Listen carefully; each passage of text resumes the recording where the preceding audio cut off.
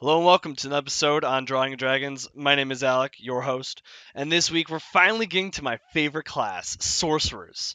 Before I get any further, I do want to remind you I have a like button, a subscribe button, and I have a Twitter. You know how to use all of those things. I'm not going to go any further with that. So getting into it, players. My first recommendation for you as a player is to try to figure out what is your Sorceress Origin. Yes, you obviously have to choose a subclass at level 1, and let's say you choose Draconic, right? Because that's like one of the good ones. So you choose Draconic. Then what? You should try to figure out more details. Like, what does that mean? Did you have a dragon as an actual ancestor at some point? Or did your ancestors make a deal with a dragon? Did one of them just go kill a dragon and drink a bunch of its blood and eat its heart? Like, it's up to you. And you should talk with your dungeon master about that, especially if it's something like a Storm Sorcerer, where it's like, usually the way a Storm Sorcerer is, they were born on the event of a huge storm or they got struck by lightning. So maybe your dungeon master has something setting specific where it's like there was this storm on this year and that lines up well with how old you want your character to be. And there you go. And you and your dungeon master can have some back and forth and work together on that. So dungeon masters, just future tip, be prepared to work with your sorcerer players on how their origin works. And I'll talk about that tip more coming up. Now, sorcerers, speaking of that, sorcerers can come from any walks of life. I think this is the reason I like sorcerers the best, is because they offer the most freedom when it comes to making your character. Now, yes, optimally you want to have good charisma, right? Because as your casting stat, it's gonna relate to how good your spells are. It's all of that jazz. But the thing is, anybody can become a sorcerer. Anyone can get superpowers from any walks of life. You know, from an orc who is a librarian to a halfling who's a fighter, who's like a warrior. All of a sudden, something can happen, and their superpowers are activated. You know, they get bit by a radioactive spider, they get struck by lightning. Now they're suddenly a superhero. They're now a sorcerer. Because that's basically what sorcerers are. They're superheroes.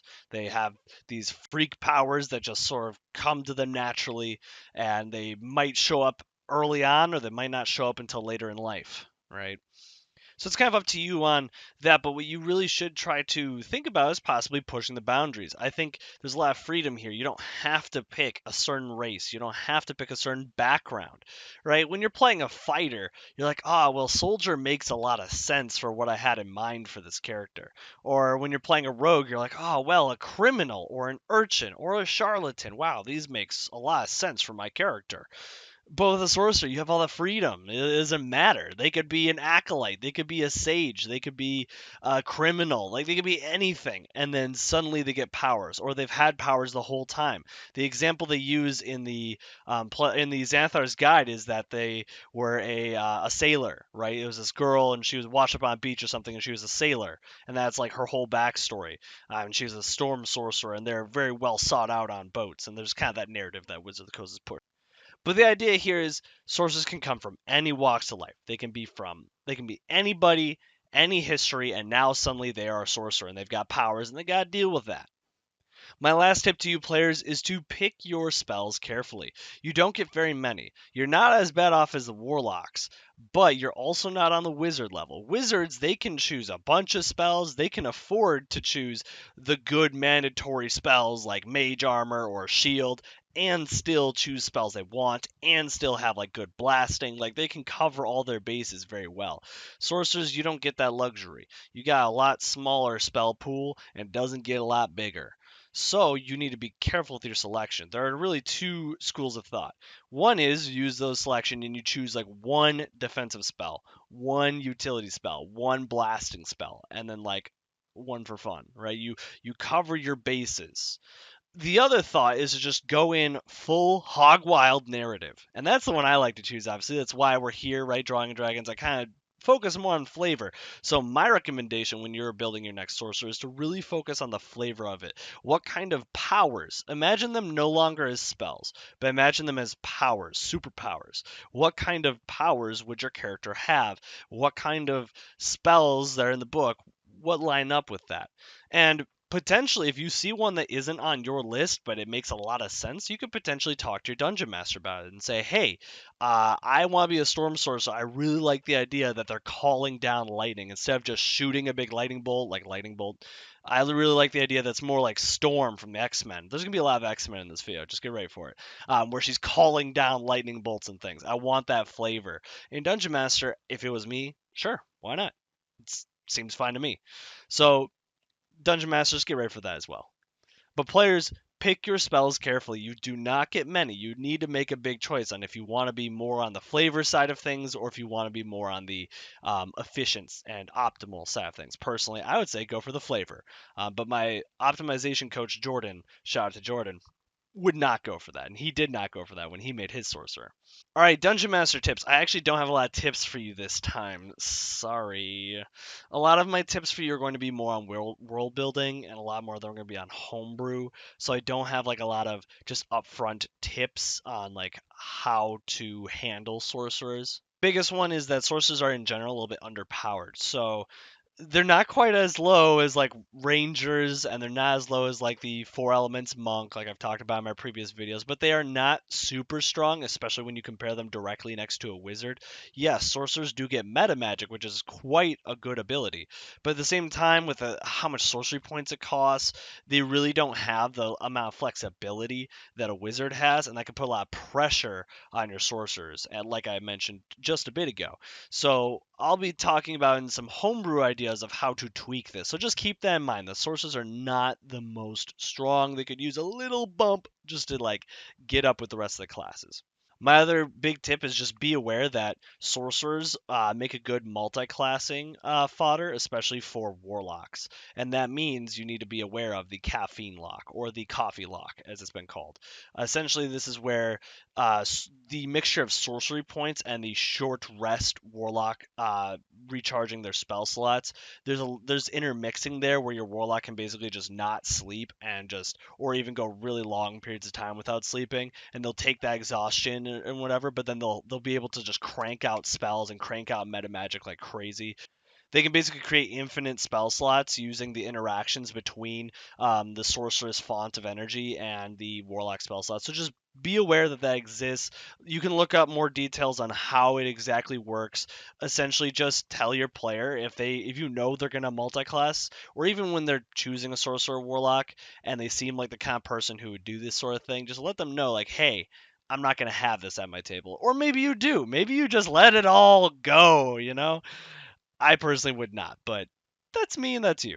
All right, world building. So world building, there are a couple different things here that we can do. The first thing I would think of when you're a dungeon master is try to think of what are some recent events or big past events that your sorcerer can use as a sorcerer's origin. Um, Again, maybe it's just as simple as dragons exist in your world and they sometimes make deals with us mortal humans, and that is enough for dragonborn or dragon blood sorcerers, dragon blood pact sorcerers to exist. Right? That's really all they need. Storms exist.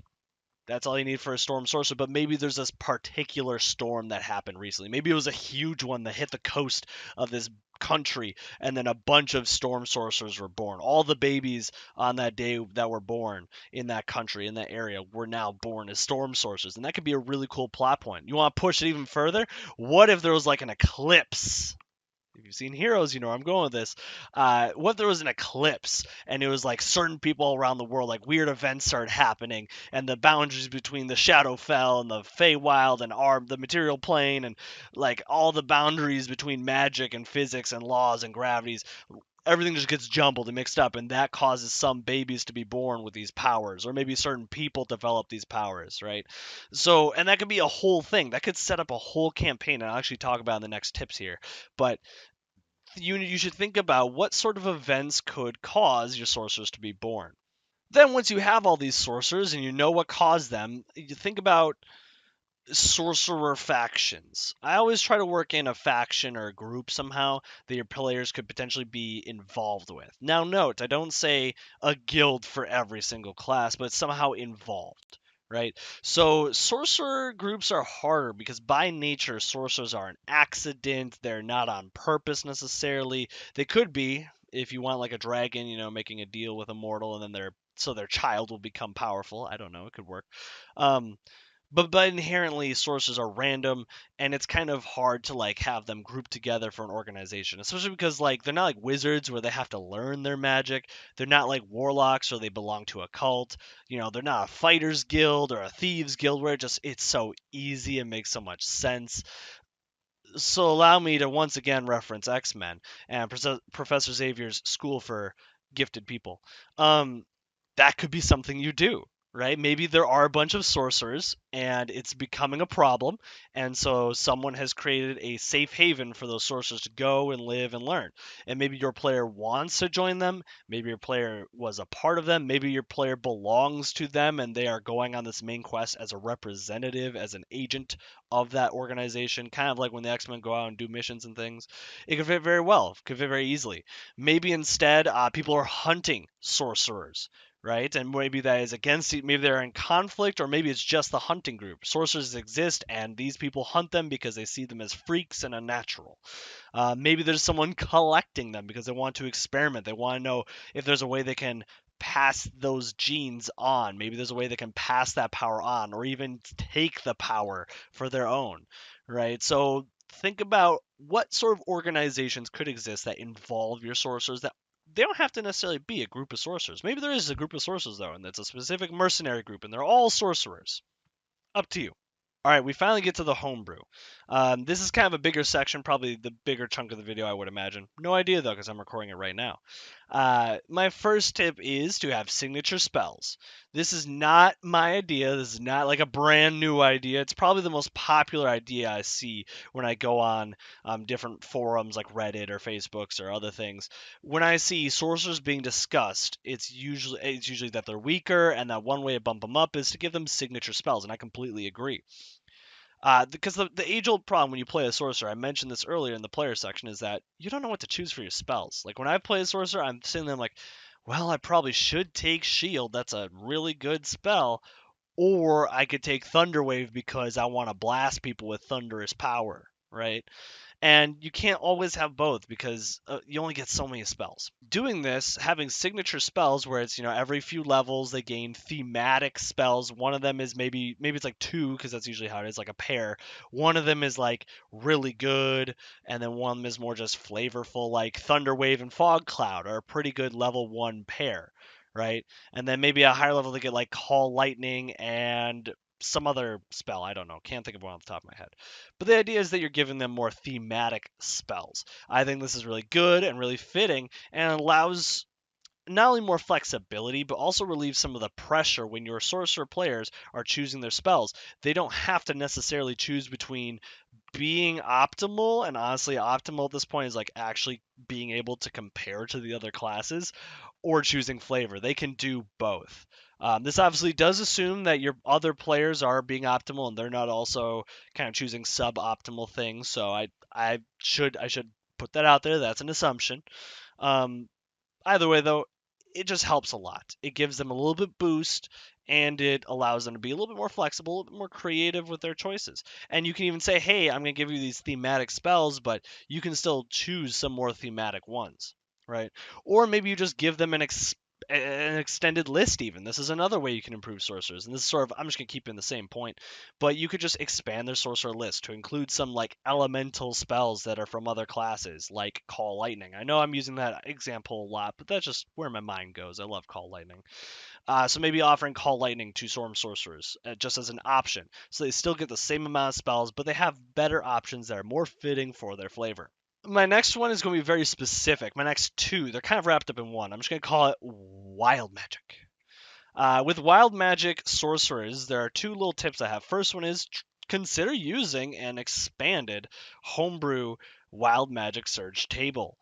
There are lots out there. There are ones that go all the way up to 1,000. There are ones that go up to 100. My Dungeon Master Kane, shout out to Kane, is currently using one in our mini campaign that we were just doing. We're about to actually wrap it up this week.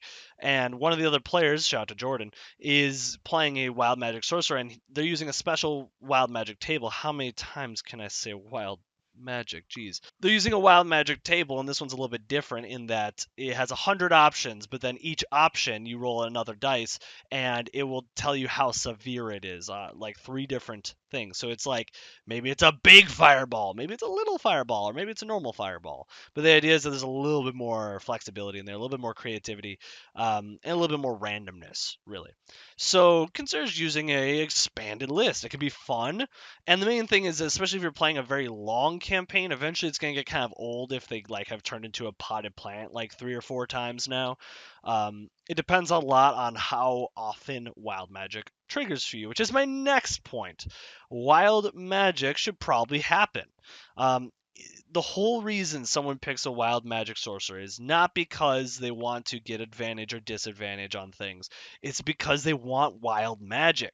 So make it happen. You as the Dungeon Master have that ability. It's written right on the feature that the Dungeon Master chooses when they have to roll based on other things and this and that.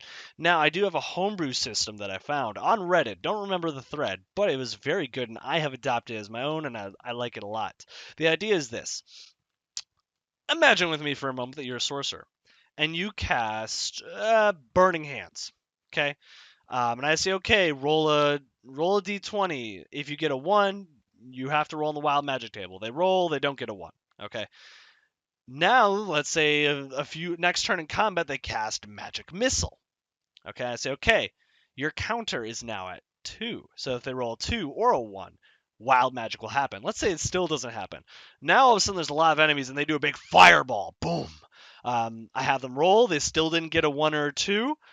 Now their counter is a 5. So basically, after you cast a spell, if Wild Magic is not triggered, you add the level of the spell to the counter, and that just increases the window and the probability of Wild Magic happening.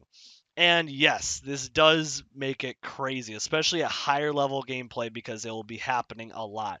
So you could potentially consider saying like maybe half of the level rounded up is added or rounded down is added. So maybe level 1 spells don't affect it. Cantrips obviously don't affect it. Only level 2 and then level 4 spells. So you could potentially lower it down just a little bit. It's up to you. This does make a little bit of bookkeeping for your players and for you. But what I would do is just have an extra d20 sitting on the table, start it at 1, and then whenever the counter increases, just move it to that number, right? And just have that right there. You can even, what I even did when I was doing this myself is to help remember, I took a piece of paper, like on part of my character sheet, I just drew a square, and I said Sorcerer Counter or Wild Magic Counter, and I put the dice in it. So that way, whenever I see that dice, I don't just grab it and roll it. I see, oh, don't grab that one, right? This is just a way to make it so sorcerer or wild magic is going to happen. It's guaranteed. It's only a matter of when. Whereas normally it can feel kind of infrequent, and this depends a lot on the dungeon master and depends a lot on the player and how much both of you use that ability and make it bounce back and forth. Um, this is just a way to increase it. You could go even wilder and make it so on cantrips they have to roll, but the level doesn't increase. You could go even as crazy as that. The one thing is, though, this rule and the expanded wild magic table rule, these are made for a specific type of group. You have to make sure that your players are cool with this. You got to make sure that all the other players are cool with this because some groups are going to get pissed, right? Some people, when they hear wild magic, they're just like, oh, they just shudder at the idea of fireballs blowing up in their faces. See, I'm getting excited because I love it, but some people, it's not their jam. And you got to respect that. You got to accept that and say, okay, we're just going to use the standard rules for right now. Also, be aware that the wild magic expanded tables can get quite crazy, so make sure you read through the options and look through, and if there's anything you're uncomfortable with, just replace it, because you don't want one where it's like they're casting magic missile and now suddenly they have 3 wishes, or the entire country blows up, or they are now a tree permanently and they're dead. So just make sure you read through the options. All right, my second to last tip here, spells and subclasses. This is a pretty obvious one. Every spellcasting class can benefit from this.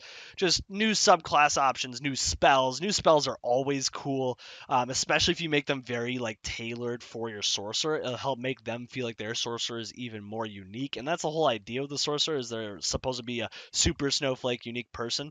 So I don't know, add some new spells, make it cool. with subclasses, they can be anything. I mean, I would just, if I was going to create a new sorcerer subclass, I would just draw inspiration from superheroes. I know it's been kind of the theme of this video, but it's true. Like if, like maybe someone gets bit by a radioactive spider, and now they have a lot of the like spider web spells and wall climbing and things like that. So maybe they have like an acid based things. I don't know. But that's how I would go about making a subclass. But consider making a subclass. It could be fun. It would make your player feel even more special. And just make sure you follow the same sorcerer progression as usual. My last homebrew option is Meta Magic. Meta Magic, there are a good amount in the book, but you could increase what kinds your players can choose from. Come up with your own ideas. Maybe ask them what are some cool ideas. The hard thing with this is Meta Magic is multiplicative in its strength. When you create an option, you may have one spell in mind or a group of spells, but when this meta magic option is suddenly applied to a different spell option, it can get crazy potentially. So keep that in mind and make sure you really look at all the meta magic options and you try to think about all the spells your sorcerer might have and really consider how could it be abused. Some ideas I have is you could have an option that lets you increase the size of AoE spells. Maybe it lets you change the shape, so a blast AoE circle becomes a square. So when it comes to new meta magic options, I've got a couple ideas. You could have one that increases the AoE size of spells. You could have one that changes the shape, like instead of being a circle, it's now a line, or instead of a circle, it's now a triangle. One idea is you could have it so they can change the element type of the spell. And maybe you can have one where it ignores resistances. Maybe you let them cast spells at a higher level, right? And you use sorcery points. So that way they're only able to use it a few times a day, but they're able to sort of empower their spells even bigger. And I feel like with most that wouldn't cause an issue. There's a couple utility spells where it's like if this is cast at a higher level, it could potentially be very strong. So make sure you consider some of those. Overall, that is my video on sorcerers. Once again, we talked about players considering your sorceress origin and working with your dungeon master on what sort of crazy event happened and why your sorcerer suddenly has powers. We talked about dungeon masters making sure that you have sorcerers throughout your world and they probably all came from the same event or different events, and what sort of organizations involve them. Maybe they're hunting sorcerers, or maybe sorcerers are grouped together in sort of a mutant school.